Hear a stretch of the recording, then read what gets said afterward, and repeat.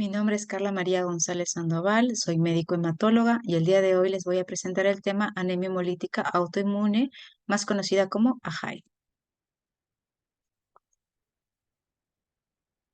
Entonces, la anemia hemolítica autoinmune se define como la mayor destrucción de los glóbulos rojos a través de mecanismos autoinmunes, mediados por autoanticuerpos dirigidos contra los antígenos de la superficie de los eritrocitos, ¿no es cierto? Quiere decir que va a haber una mayor tasa de destrucción de estos glóbulos rojos en contraposición con la tasa de producción de estos glóbulos rojos por la médula ósea. Dentro de la epidemiología, la JAI es relativamente rara, tiene una incidencia de 1 a 3 por cada 100.000 habitantes al año y una prevalencia de 17 por cada 100.000 habitantes al año. Es más frecuente en adultos, ¿no es cierto? Sobre todo mayores de 40 hasta 60 años o más, pero también puede presentarse en la primera infancia, generalmente asociado a infecciones, ¿no es cierto? Y que también pueden autolimitarse, presentarse solamente ese episodio. En adultos, en cambio, los casos a veces son crónicos o recurrentes, sobre todo si se asocian frecuentemente a trastornos autoinmunes o linfoproliferativos. Y una proporción baja puede lograr remisiones a largo plazo, tanto espontáneas o generalmente por el uso de tratamiento, ¿no? En cuanto al pronóstico, la supervivencia en adultos es del 91% al año, 75% a los 5 años y 73% a los 10 años. Vemos que tienen un buen pronóstico, ¿no? La mortalidad es baja, sobre todo debido a algún trastorno asociado, ¿no es cierto? Como infecciones, trombocitopenia, como en el síndrome de Evans, enfermedad renal aguda o eventos trombóticos. Sobre todo, eventos trombóticos se pueden presentar entre un 11 al 20% que se ha observado y por lo general nosotros utilizamos anticoagulantes. Entonces, según las características térmicas, es que se puede clasificar este tipo de enfermedad. Es así que nosotros podemos clasificarla según la temperatura, ¿no es cierto? Y a eso le decimos, por ejemplo, si está a temperatura corporal de 37 grados, que es la que nosotros tenemos en el interior, nosotros le decimos anticuerpos calientes, ¿no es cierto? Un momentito para poner el puntero. Ya, entonces a eso se le dice autoanticuerpos calientes, ¿no? Que generalmente son de tipo IgG y que por lo general estos mismos autoanticuerpos pueden destruir ese glóbulo rojo o también a través de el sistema del complemento. Si se acuerdan, el complemento es un sistema mediado por proteínas y enzimas que generan respuestas inmunes, ¿no es cierto? Entonces, la temperatura óptima de reacción es 37 grados, pero tiene una amplitud térmica de 0 a 34 grados y tiene un lugar específico de unión que es el sistema RH. ¿No es cierto? Y para nosotros determinar este tipo de anticuerpos, vamos a utilizar la prueba de test de Kunz directo, ¿no es cierto? Y ¿qué vamos a observar ahí? Vamos a observar los anticuerpos de tipo IgG o IgG y también el complemento, ¿no es cierto? Luego tenemos el tipo de, estos son los más frecuentes, porque como le digo, nosotros estamos a temperatura de 37 grados, entonces es los que se van a presentar con mayor frecuencia. Por eso están entre 60 y 70%, algunas literaturas incluso hasta 80%. Luego tenemos los anticuerpos fríos, ¿no es cierto? O crioaglutininas, también se les llama así. Nosotros principalmente tenemos la clase IgM, que por lo general activa el complemento, ¿no es cierto?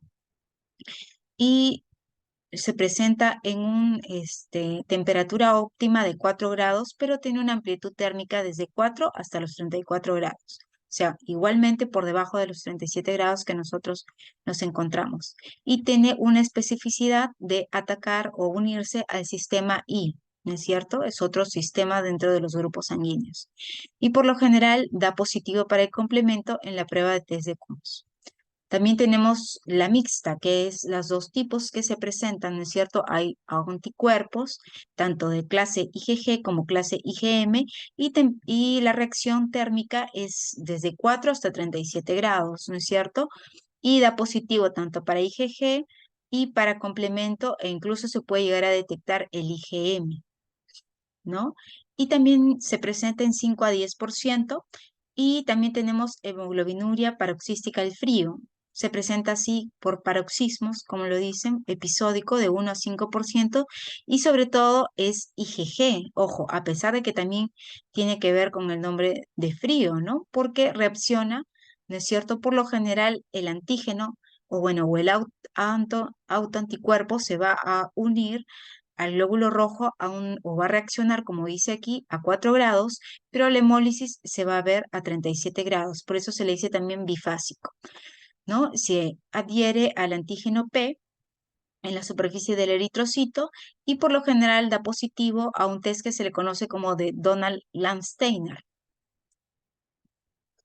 Entonces, esta clasificación, a su vez, también podemos subclasificar cada uno de estos tipos. Como por ejemplo, los anticuerpos calientes se pueden clasificar en primarios o idiopáticos, no se conoce el origen, secundarios que encontramos alguna enfermedad, alguna patología de fondo, y también los mismos medicamentos, fármacos, drogas pueden causar estas anemias hemolíticas por autoanticuerpos calientes, ¿no es cierto? También la clasificación de anticuerpos fríos puede subclasificarse a su vez en, si no se conoce el origen, enfermedad por aglutininas frías; en si se llega a conocer el origen, ¿no? O es secundario a algo, síndrome secundario por aglutininas frías; y si es un evento episódico, hemoglobinuria paroxística al frío, ¿no es cierto? Y las que son atípicas son las mixtas, ¿no es cierto? Tanto frías como calientes es lo que manifiesta los autoanticuerpos, y que sea test de Kunz negativo, ¿no? Pero igual tiene criterios para hacer anemia hemolítica autoinmune. ¿Ya? Dentro de la clasificación, entonces, primario, como le dije, los autoanticuerpos, no se conoce otra enfermedad de fondo, y secundario podemos, principalmente cuando es por autoanticuerpos calientes, eh, tener secundario que sea enfermedades autoinmunes, como tenemos principalmente lupus, síndrome de Sjögren, esclerodermia, artritis idiopática juvenil, dermatomiositis, vitiligo, colitis ulcerativa, hepatitis autoinmune, incluso diabetes tipo 1 y tiroiditis autoinmune. Otras enfermedades que se han visto han sido el síndrome de Evans, inmunodeficiencias primarias, la inmunodeficiencia adquirida más común, que es el VIH, ¿no es cierto? Otras enfermedades malignas, entre ellas asociadas a leucemia, linfomas, leucemias crónicas, infecciones y también post-trasplante. Por crioaglutininas, tenemos cuando son secundarias, pueden ser por infecciones como micoplasma o virus Epstein-Barr, y malignas también por linfomas o leucemia linfoides crónicas. Paroxística al frío solamente puede ser primaria, ¿no? Que quiere decir que la primaria siempre es secundaria a alguna infección. Vamos a ver qué es comúnmente a sífilis, varicela, herpes. Entonces aquí vamos a hablar de la patogénesis. Entonces la patogénesis, aquí tenemos el glóbulo rojo al que sobre su superficie se encuentra adherido el autoanticuerpo de tipo IgG, ¿no es cierto? Este anticuerpo se une a la superficie del glóbulo rojo, pero si lo ven es tipo monomérico, ¿no es cierto? Entonces, una vez que se une, sabemos que este anticuerpo tenemos dos fracciones, ¿no? La fracción constante y la fracción variable. La misma fracción constante de este IgG puede ir y normalmente a la hora de pasar por el vaso ser reconocido por el macrófago y sufrir el proceso al principio, ¿no? Puede causar una primera lesión de esta pared del glóbulo rojo y hacer que el glóbulo rojo se vuelva más pequeño y causar un esferocito. La siguiente vez que va a pasar este esferocito por el vaso va a ser destruido en los sinusoides hepáticos. O lo que también puede causar este IgG es adherirse al complemento C1, y causar la reacción del complemento hasta activar C3b. Y una vez que C3b, ¿no es cierto?, pase por el hígado, también va a sufrir allí, puede sufrir el proceso de hemólisis, ¿no es cierto?, a través del C3b. O el C3b también puede causar una hemólisis y llegar a activar incluso al C5, ¿no es cierto? Y si se activa el C5, va a generarse el complejo de ataque a la membrana, ¿no es cierto? Y si se genera el complejo de ataque a la membrana, va a haber una hemólisis intravascular. ¿Ya? Entonces vemos que puede ser una hemólisis tanto extravascular generada en el órgano, el vaso, y intravascular en el vaso sanguíneo. ¿Cómo se puede llegar a generar este tipo de hemólisis? Por anticuerpos calientes. Ahora, por anticuerpos fríos, vemos que no es tan sencillo el IgM. El IgM es un pentámero, entonces cuando se une se adhiere mucho más fuertemente y la hemólisis es mucho mayor, ¿no es cierto? Entonces, generalmente precipita a varios glóbulos rojos y su adhesión es, por así decirlo, un poquito más fuerte. Por lo general, por eso vamos a ver una mayor hemólisis y como hay mayor hemólisis, no vamos a encontrar al IgM, ¿no es cierto? Vamos a encontrar por lo general el complemento, pero no en la fracción C3b, sino en la C3d o C3c, como vamos a ver más adelante. Entonces, esta unión del IgM puede activar el complemento, ¿no? Se une al C1 y llegar a generar la reacción enzimática hasta expresar el C3b. El C3b por lo general también puede causar una hemólisis extravascular en el órgano del hígado y causar que los macrófagos y linfocitos autorreactivos lo reconozcan y lo fagociten, ¿no? Y lo que también puede hacer es igualmente, este C3b puede activar al complemento al C5 y generar lo que es el complejo de ataque a la membrana y generar una hemólisis intravascular. Entonces vamos a hablar un poquito más detenidamente aquí de la clasificación, ¿no es cierto? Tenemos los autoanticuerpos de tipo calientes, ¿no es cierto? La anemia por autoanticuerpos calientes que por lo general se presenta en 5 a 10 casos por cada millón de habitantes al año. Ocurre más frecuentemente en ancianos o adultos mayores, ¿no es cierto? La causa es 50-50. 50% no se llega a conocer o idiopática y el 50% es secundaria, como lo hemos visto anteriormente, ¿no es cierto? El autoanticuerpo es un autoanticuerpo caliente, es panreactivo, ¿no? Y es policlonal, ¿qué quiere decir? Mm, Diferentes tipos, ¿no? de clones. Dentro de la clase, por lo general es IgG, como lo hemos mencionado, pero en raras ocasiones puede ser IgA o IgM, ¿no es cierto? Y dentro del IgG, por así decirlo, que pueden activar el complemento son las subclases IG1 y IG3. Activan el complemento también, ¿no es cierto? Los anticuerpos calientes por la vía clásica o también por la vía terminal muy infrecuentemente, ¿no? Predominantemente la hemólisis, como lo hemos mencionado, es extravascular en el órgano del vaso. Y también vamos a ver que en el test de Kunz va a dar positivo para IgG complemento y muy raras veces IgA, perdón, o IgM, ¿no? Y aquí no vamos a observar la presencia de crioaglutininas. La enfermedad por aglutininas frías, como les había mencionado, es menos frecuente, 0,45 a 1,9 casos por millón de personas al año.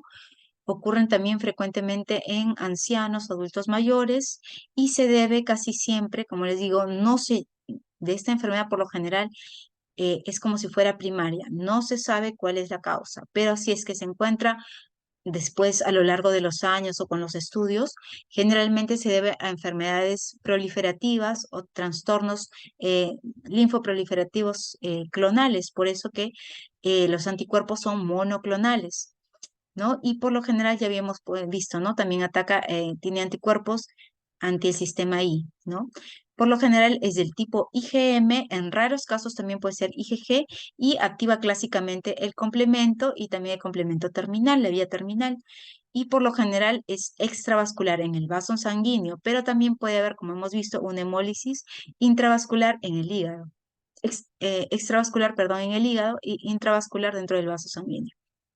Vamos a encontrar el C3D, ¿no es cierto? Positivo, en raros casos puede haber IgG o IgM o IgA incluso.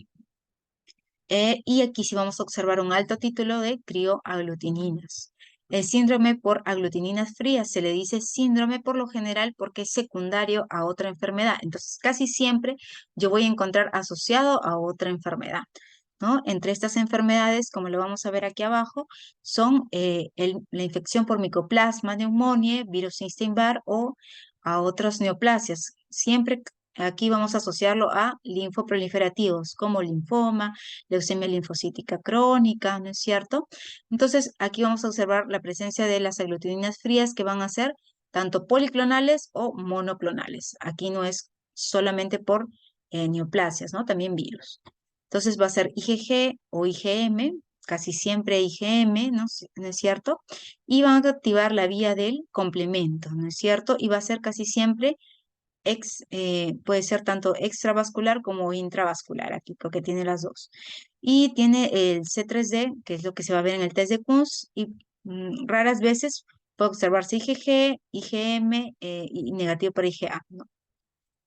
Y en la hemoglobinuria paroxística del frío, que es un cuadro que por lo generalmente es raro, pero si es que se presenta, hay en niños, demasiado raro en los adultos, y por lo general se ha visto que está asociada a la infección por virus, ¿no es cierto? Ya sea, o bacterias como la sífilis, ¿no es cierto? Virus como tenemos también aquí el Epstein-Barr, ¿no es cierto? Varicela, herpes virus, y por lo general estos son bifásicos, ¿no?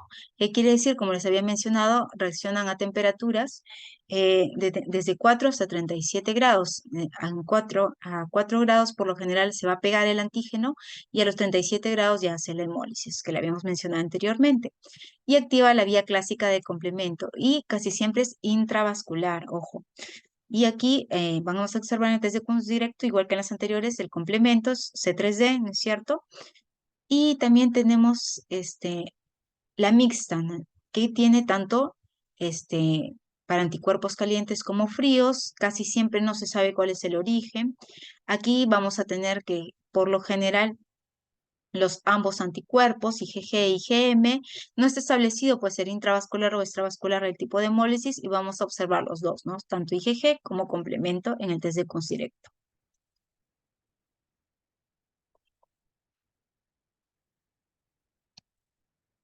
¿Ya? Entonces vamos a ver que por lo general hay bastantes neoplasias que se pueden asociar. Entre ellas tenemos, por ejemplo, el MGUS, que es un estadio antes del mieloma. eh, es muy frecuente, ¿no es cierto? Más frecuente sobre todo por anticuerpos fríos, ¿no es cierto? Luego linfomas no Hodgkin, tenemos la leucemia linfocítica crónica, un 90% en anticuerpos calientes, linfoma de la zona marginal, eh, los 2 tercios en anticuerpos calientes, un tercio en anticuerpos fríos, eh, el linfoma linfoplasmoblástico, tenemos que es más común en anticuerpos fríos, el linfoma angioinmunoblástico T, tenemos que es más frecuente en anticuerpos fríos, también linfoma Hodgkin también, mucho más frecuente en anticuerpos calientes, teratoma del ovario, más frecuente también en anticuerpos calientes, y tumores sólidos, también anticuerpos calientes, más frecuente, ¿no? Pero también puede haber en fríos. Entonces también vemos que hay otro mecanismo que es, le hemos mencionado, ¿no? Secundario a las drogas, anticuerpos generados por los fármacos, ¿no? Hay dependiente del fármaco, quiere decir el fármaco se une al glóbulo rojo y forman un neoantígeno y esto causa el cuadro de hemólisis. Y también independiente del fármaco, o sea, ya no está el fármaco presente, pero genera un mecanismo que hace que desencadene el cuadro de hemólisis. ¿Ya? Entre los más comunes tenemos las cefalosporinas, si lo ven aquí casi todas las cefalosporinas, tenemos la amoxicilina, ¿no es cierto? Las penicilinas, tenemos también eh, algunos antimaláricos como quinidina, ¿no es cierto? Y también tenemos la piperacilina. También algunos AINES, ¿no? Aspirina, naproxeno, que son frecuentemente usados, ¿no es cierto? Diclofenaco. Tenemos también drogas para el cáncer, ¿no? Como cisplatino, bendagustina, ya más comúnmente usados, metrotexate, y también otros medicamentos, ¿no? Que muchas veces son inmunomoduladores o anticuerpos monoclonales, ¿no? Como alentuximab, ¿no es cierto? También tenemos ciclosporina, ¿ya? Que son unos de los más frecuentes.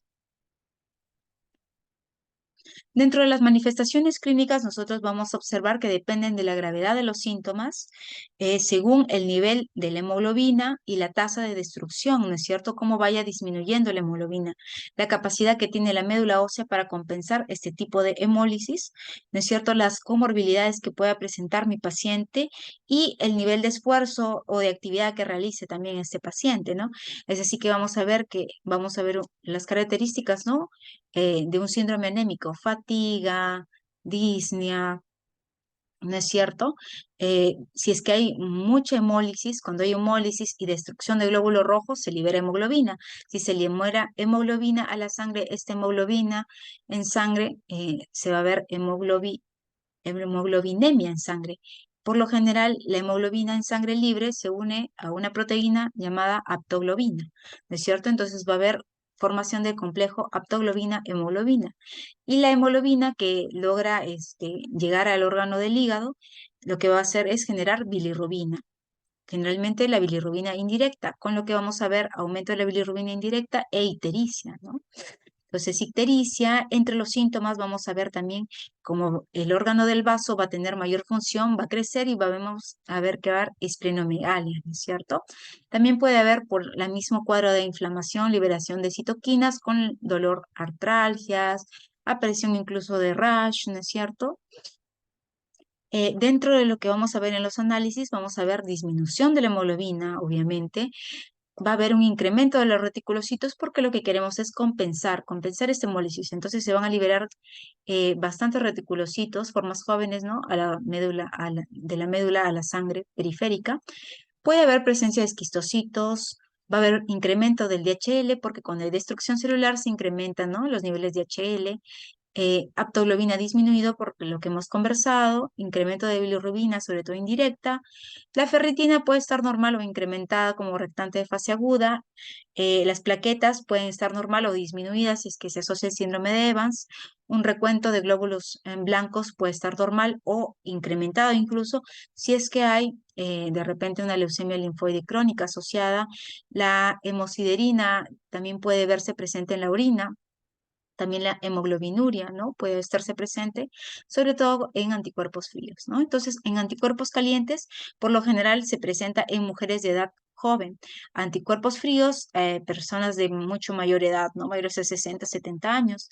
La presentación en anticuerpos calientes casi siempre es aguda y la anemia es un poco más severa y los pacientes van a requerir tratamiento inmediato, ¿no? Puede haber la astenia, la palidez y la ictericia un poquito más profunda e incluso puede, si la anemia es muy severa, presentarse cuadros de angina, murmullo sistólico, incremento del DHL y más rápida la respuesta a esteroides, ¿no es cierto? En cambio, en las frías, la presentación es un poquito más crónica, se va a ver más incrementado el DHL, ¿no es cierto? La anemia es un poco moderada, ¿no es cierto? Incluso vamos a ver que la hemoglobina se presenta en más de 10, en el 20 a 30% de los casos. Muchas veces no van a requerir tratamiento porque las medidas van a ser justamente esto, evitar el frío, ¿no? Porque es lo que le está desencadenando.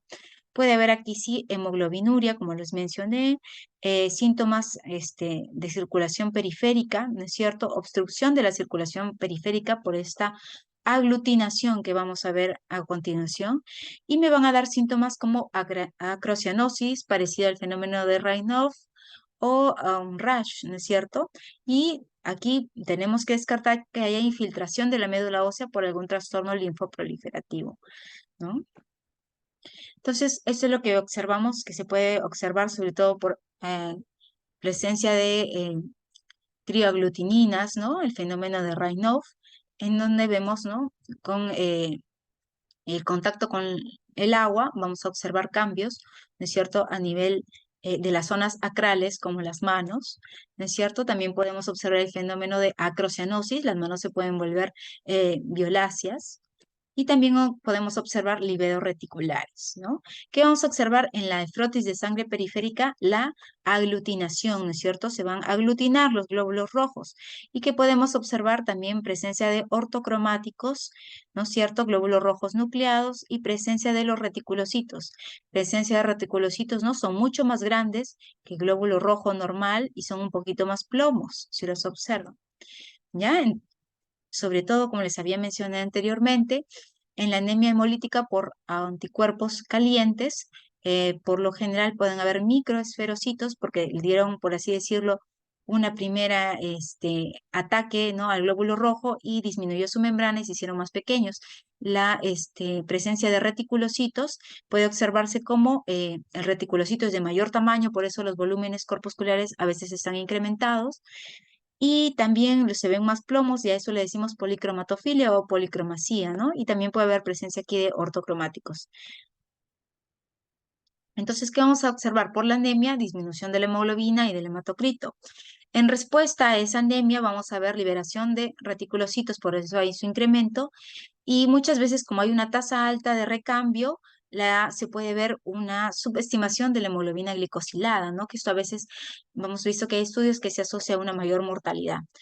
Y también vamos a ver que por la destrucción del glóbulo rojo hay incremento del DHL, hay incremento de la bilirrubina indirecta, hay disminución de la aptoglobina porque toda la aptoglobina se va a unir a esta hemoglobina libre, por eso hay hemoglobinemia, ¿no? Hemoglobina libre por la hemólisis intravascular y hemoglobinuria, lo mismo, ¿no? Esta hemoglobina se va a filtrar al riñón y va a salir en la orina, y va a salir las orinas oscuras, ¿no es cierto? Y la morfología que ya lo hemos visto, ¿no es cierto? Van a haber esferocitos, microesferocitos, esquistocitos, ¿no es cierto? Sobre todo si es hemólisis microangiopática, ¿no? Extravascular, perdón, intravascular, vamos a ver células diana también o en lágrima. Y ¿cómo vamos a establecer el diagnóstico? A través de la prueba de test de Kunz. ¿En qué consiste el test de Kunz? En que yo voy a sacar sangre entera de mi paciente y esta sangre yo que ya sé que tiene o que yo sospecho que tiene estos autoanticuerpos pegados o unidos a la membrana del glóbulo rojo, los voy a someter a un suero de Kunz. ¿Qué cosa es el suero de Kunz? Aquí lo vemos, vemos que es un complejo de unión de IgG, ¿no es cierto?, anticuerpos contra estos anticuerpos, ¿no? Que tienen, son IgG y también complemento. Entonces, si es que está presente estos anticuerpos, lo que van a hacer es precipitarse, ¿no?, sobre ellos y van a generar que se aglutinen y la hemólisis y destrucción de estos glóbulos. Por eso que vamos a prever que precipitan en el tubo, se van a pegar, se van a adherir, van a hemolizar este glóbulo rojo y se va a precipitar y se va a ver que cae en el fondo del tubo. ¿Qué es la prueba de Kunz indirecta? Aquí lo que voy a medir son los haloanticuerpos, los anticuerpos que están no en la superficie del glóbulo rojo, sino que están en el suero. Entonces yo voy a tomar el suero después de centrifugar la muestra y lo voy a someter con glóbulos rojos que yo sé que están conocidos como que son normales. Entonces, si estos son haloanticuerpos, se van a depositar sobre la superficie de estos glóbulos rojos y van a reaccionar con el suero de Kunz y otra vez se va a generar la hemólisis. ¿Ya? Entonces, a esto le decimos test de Kunz directo poliespecífico. Pero a veces yo quiero saber, de repente, si mi test de Kunz salió negativo, por algún tipo pueden salir negativos en un 5 a 10%. ¿Ya? Entonces, si sale negativo, o yo quiero saber más, no solamente si es complemento IgG, si de repente es IgA o IgM, le hago el test de Kunz directo monoespecífico o extendido, también le decimos o fraccionado, donde aquí vamos a ver que ya la hemólisis no es hacia abajo, sino vamos a ver que en la superficie es donde se queda la parte de hemólisis, ¿no es cierto? Y aquí vamos a describir, ¿no es cierto?, tanto si es IgG, IgA, IgM, complementos ya sea C3c o C3d, ¿ya?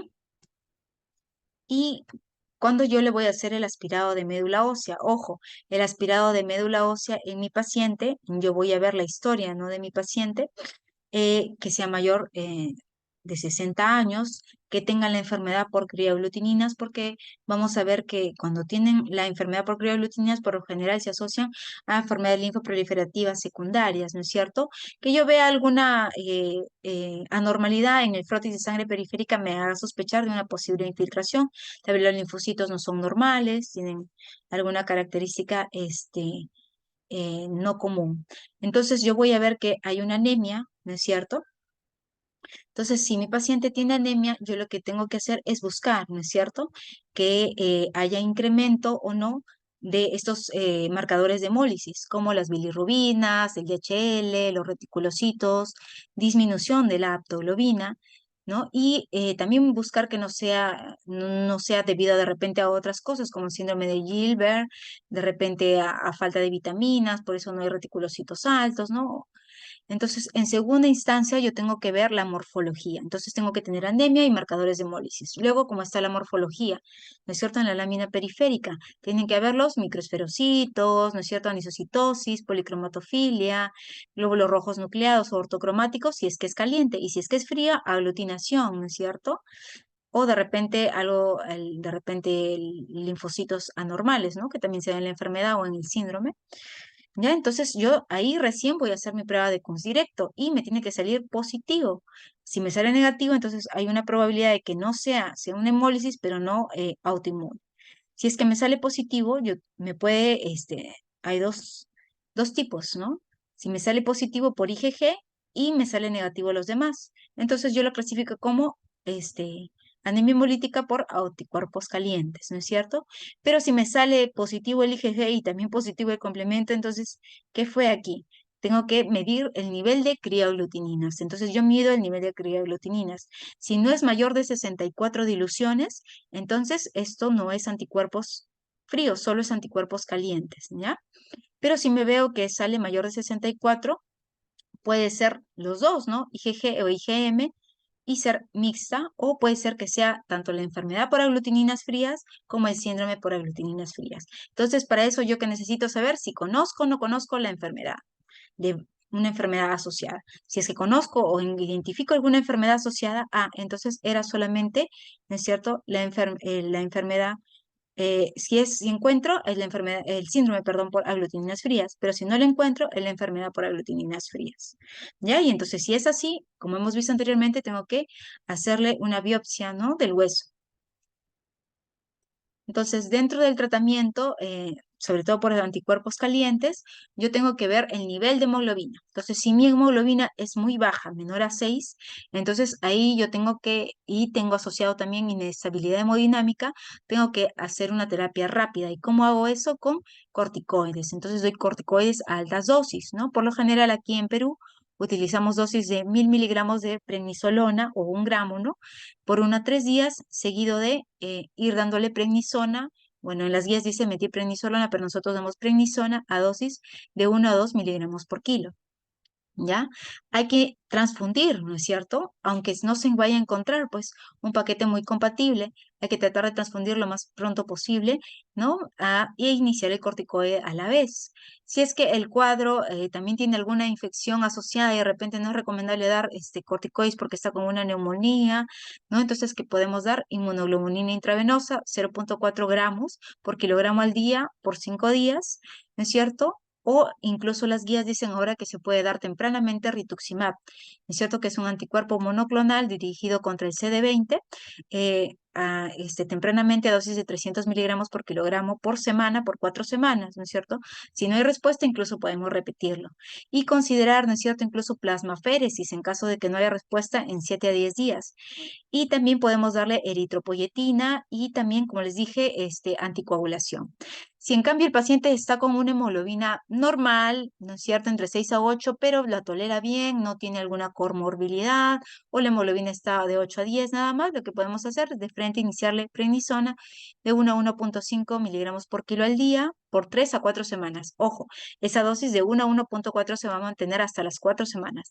Después de eso y después vamos a empezar el desescalar, ¿no es cierto? O el famoso tapering de corticoides. ¿Y qué vamos a hacer? Vamos a disminuir 10 miligramos cada semana, ¿no es cierto? Hasta llegar a 0,5 miligramos por kilogramo. O lo que podemos hacer es ir disminuyendo 5 miligramos cada semana hasta detener, ¿no es cierto? Y hay que monitorizarlo a través de, ¿no es cierto?, reticulocitos, DHL, todos nuestros marcadores de hemólisis, ¿no es cierto?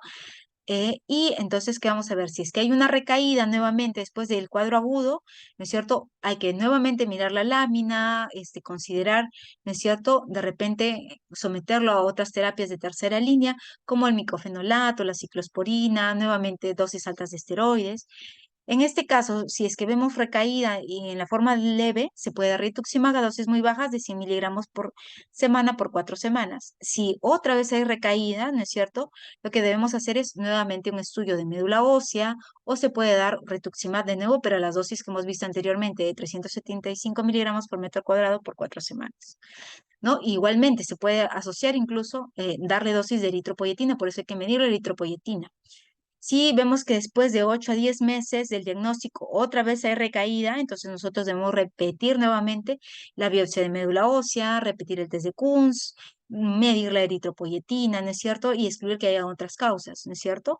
Si vemos que a pesar de esto no se llega a un tratamiento, podemos hacer una esplenectomía, ¿no? Y si el paciente es mayor de 65 años y sobre todo la esplenectomía hay que tener en cuenta, aquí lo dice, ¿no? Que no tenga riesgo trombóticos ni comorbilidades.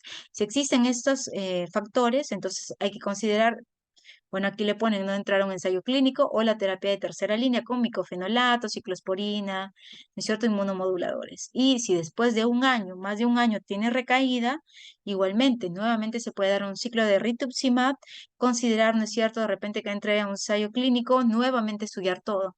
Biopsia de médula ósea, repetir test de Kunz, ver la eritropoyetina, ¿no es cierto? Y buscarle algo secundario, ¿no es cierto? O si no, en última opción, volver a dar las terapias de tercera línea, como micofenolato, rituximab, ¿no? Inmunomoduladores. Entonces, aquí un poquito más de lo que ya hemos dicho, solamente para acotar las dosis, ¿no es cierto? La tasa de respuesta, 80-90%, y recordar, ¿no es cierto?, que hacer un tapering gradual. Y los corticoides se deben usar en tiempo de 4 hasta 6 meses, no menos de eso. No cortar antes los corticoides porque se ha visto tasas de que nuevamente hay recaídas, ¿no? Entonces, los efectos adversos ya los conocemos: diabetes mellitus, hipertensión, puede causar úlceras gástricas, osteoporosis, ¿no es cierto? Enfermedad adrenal, ¿ya?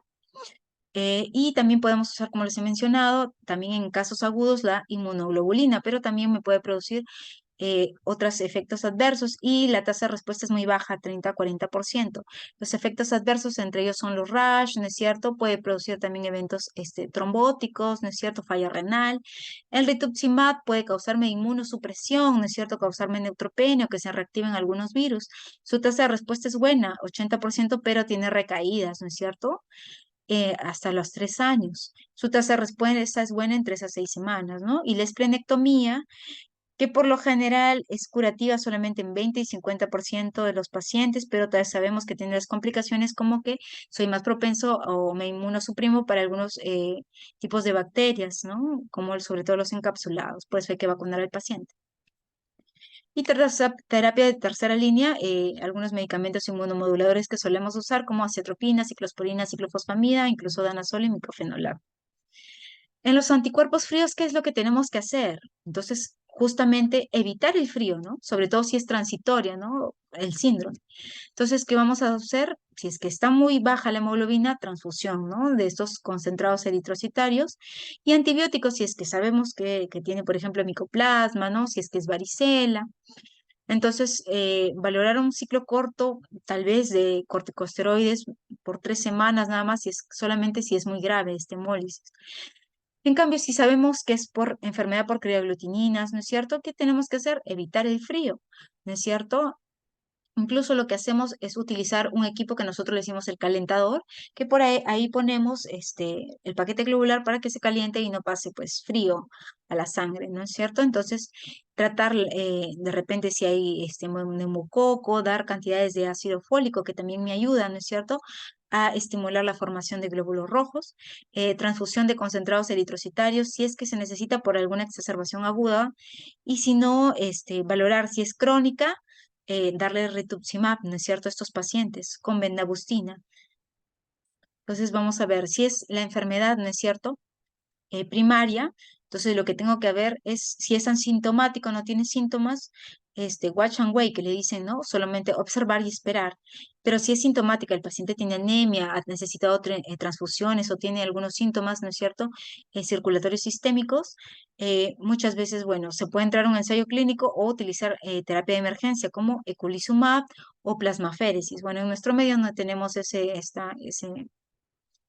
anticuerpo monoclonal, pero sí tenemos la plasmaféresis, ¿no es cierto?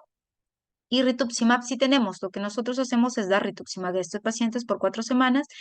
Y bueno, en algunos hospitales se puede agregar bendagustina si es que lo tienen, ¿no? Si es que no hay respuesta, lo que podemos hacer es otro ciclo de rituximab más bendagustina. Y si es que no responden, incluso se le puede agregar otros medicamentos como fludarabina o bortezomib. Si es el síndrome, solamente como le digo, terapia de soporte, ¿no es cierto? Evitar el frío o, bueno, en casos muy agudos, plasmaféresis. En las transfusiones, ¿se puede transfundir a estos pacientes? Sí. Eso depende del estado clínico del paciente, el grado de hemoglobina, que por lo general es menor a 6 y que tenga comorbilidades, ¿no? Si es un paciente cardíaco o con enfermedad pulmonar, hay que transfundirlo, ¿no? Entonces, se puede transfundir en un tiempo aproximado de 2 a 3 horas y administrarse lentamente a una velocidad de 1 miligramo por kilogramo por hora.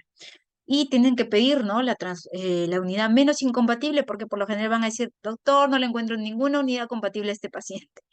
Entonces, en esos casos, ¿no? Entonces, igualmente, para evitar un poco las transfusiones, lo que podemos hacer es utilizar eritropoyetina, que me puede ser útil hasta en 70% de los casos. Y lo que podemos hacer es administrar, ¿no es cierto? Eh, Administrar este medicamento hasta dosis de 40 miligramos, 40.000 unidades, perdón, al día, perdón, a la semana. ¿Ya? Entonces, ¿cuándo vamos a decir que el paciente respondió o no respondió a este tratamiento? Entonces, respuesta completa cuando logro normalizar la hemoglobina, ¿no es cierto? Y mis marcadores de hemólisis ya son negativos, ¿no es cierto? Entonces, y también puedo tener respuesta, solamente respuesta o respuesta parcial cuando aumento en 2 gramos la hemoglobina o se normaliza, pero no hay normalización todavía de los parámetros de hemólisis. Por ello, todavía mis bilirrubinas están altas, DHL alto, aptoglobina baja, ¿no? Y reticulocitos incrementados. Y si no hay respuesta, pues no tengo ninguno de los anteriores. Duración de la respuesta, ¿no es cierto? Depende, ¿no? Desde que tuve respuesta completa hasta pérdida de la respuesta, remisión desde que logro respuesta completa hasta que pierdo la respuesta. Y lo que más nos importa, la resistencia o dependencia. La resistencia es cuando después de haber tratado a mi paciente por 3 semanas, eh, con al menos 1 miligramo por kilo, no responde, ¿no? No mejora. Y dependencia cuando no puedo dejar el corticoide, tengo que mantenerlo a dosis mayor a 10 miligramos por kilogramo para obtener algo de respuesta. Y refractaria cuando no responde después de 3 líneas de tratamiento. Las 3 líneas pueden incluir esplenectomía, la tercera línea o presentar algún inmunosupresor. Bueno, eso sería todo. Muchas gracias.